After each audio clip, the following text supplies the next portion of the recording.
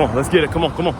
Aswand, Cruickshank, your one and only Move Swiftly speaker, checking in for a daily Move Swiftly thought, giving you a perspective on teamwork that you will not get anywhere else. Be cautious, folks. Be cautious. Be very leery of patronizing and the people that give you a quick yes, regardless of ethnicity, race, gender, creed, whatever it is.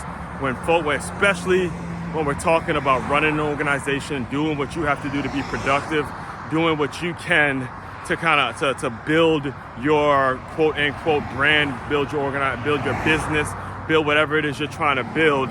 Get away from the folks that give you the quick yeses and try to dismiss and brush off the work you do.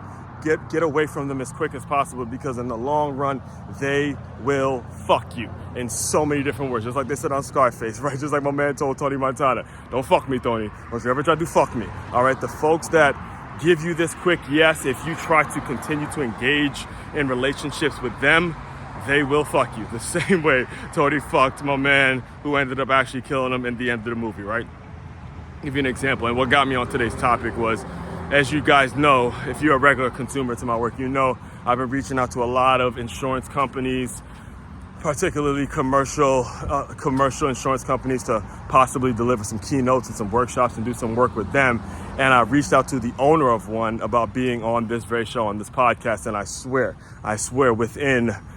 within maybe 3 minutes of me hitting the send button, I got a response from him. This is the owner of the entire company, right? I can't even remember the name of the company, but owner of the entire company said, yes, I would love to be on your podcast, without any, without 3 minutes into me hitting the send button, I'm seeing his response, and it's yes, I would do, yes, I would do, yes, I would do it. So obviously I do what I normally do, and I send the calendar link for him to schedule some time. And this happened about 2 weeks ago. And to answer the question that I know you're probably going on in your head is, no, he never actually scheduled it. No, I never reached back out to remind him or anything like that, because in my mind, it took me to a place where I understand that quick yes ultimately is pretty much a person who is of the patronizing nature. It's going to go look me up and judge the things I do, and then instead of actually responding and telling me why he doesn't, or why he decided not to be on the show, why he didn't want to do it, he's just going to do what 99% of the folks out there do,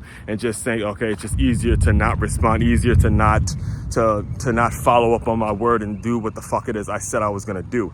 And I've known this, I understood this, because it's part of human nature. It's part of what the internet and all the technology has done for us, is we have the opportunity now to hide from our word. We don't have to we don't have to stand on our principles anymore. The founder of a fucking company can say what he wants and, again, not follow up with people regardless, because he's got his bag, he's got his money. In fact, seeing that I'm in we're recording this June 19th, 2024, and we're in the middle of an election year. And I remember actually this week, I kind of have been sold. I've kind of made my decision already that I will be voting for Donald Trump. I've made that decision. I'm about 90% Trump and about 10% Biden. Biden has to do something absolutely insanely incredible in order for him to get my vote. So I said that to a diehard Biden supporter, a diehard Trump hater. I said that to him 2 days ago. And what he said to me was an incredibly selfish response, to the point where I'm no longer actually talking politics with this guy. I've had it with his bullshit, because what he said to me was incredibly selfish and incredibly rude. He says, well, look, I got my money. So, when you get him in, I'm just looking out for you. I got my money, so I'm good. So you can vote for who you want to vote. You know what I'm saying? Selfish as hell. Another black guy told me that. So when I say that, because I'm making sure I'm giving you guys the game and giving you guys the understanding that you got to be very cautious when people give you that quick yes, and be incredibly leery of trying to do anything more with them. But at the same time, learn from them, still get something out of the situation, still look at yourself, still, find something positive from the fact that you were willing to reach out, willing to engage them in some sort of a relationship. Take pride in that, because that actually is a very important aspect to growing your organization and growing your business. I'll give you an example. It was in my second book, named Make Your Move, which, by the way, is going to be on Audible coming out very soon. You can download and listen to it on Audible very soon. But I made a questionnaire for boxers, former boxers, and former dancers and fitness trainers and things like that, And it was a challenging task because I don't have a background in dance per se. So it was a challenging task for me to get people get primarily young ladies who have a dance background to fill out the questionnaire. Now, luckily, I'd known a lot because I'm in the fitness industry, and I remember I'm going to tell you about two situations. There was one owner of a dance studio, and this dance studio was right next to the boxing gym that I was a trainer out of. And I remember reaching out to this owner. And again, just like this insurance agent, she immediately sent the response saying, yes, I'd love to fill out the questionnaire and do the whole thing. She gets the questionnaire, and it's been 5 fucking years, and I still haven't heard from her. That's what I mean when I say, look, be leery of those quick responses. And then the person that actually did get featured in the book, her name is Badi Balulu. When you read the book, I remember I was telling her about some of the objections that I was getting from the questionnaire because I sent it to her, and it was taking her a while to send it back. So when I was getting some rejections from the other ladies about filling out the questionnaire, like there was one dance company that told me that their manager didn't feel comfortable with them filling it out without the book, or some bullshit that they said, right?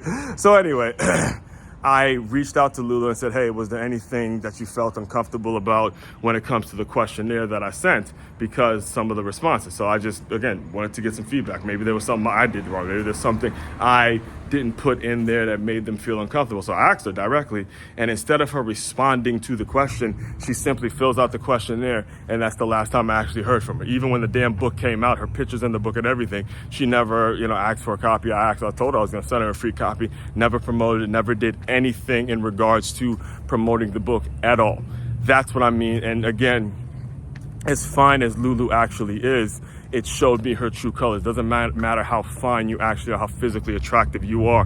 What's on the inside eventually is going to come out, because people like men like myself who have genuine aspirations to be successful with what they're doing, they're going to see the true colors in your bullshit. So again, I'm not necessarily I got something out of it. I got her input to be in the book, and the book is a great book, and she gave some incredible gems in the questionnaire. But the point still remains, she's full of shit, right? She's full of shit because of the fact that you never actually engaged or even asked how it was doing, even though your name's in it, your picture's in it, you put your name, that's the kind of stuff where you want to be I'm trying to be as respectful as I can, but in regards to how you move forward, you get something out of it. You in the back of your mind, certain people are just not going to be for you in the long haul. They're going to be people that you may say hi and bye to, maybe get some gems here and there from. But in terms of really hedging your bets and developing a client-based business and finding the long-term clients that are going to support you through a long period of time,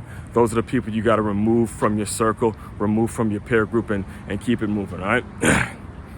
All that being said, main website to check out to dive deeper into all my work, it's makeyourmove.com. It's makeyourmove.com. One-stop shop for all your teamwork and your self-development needs. Aswand, Cruickshank, your one and only Move Swiftly speaker checking out. You guys continue to move swiftly. We will talk more soon.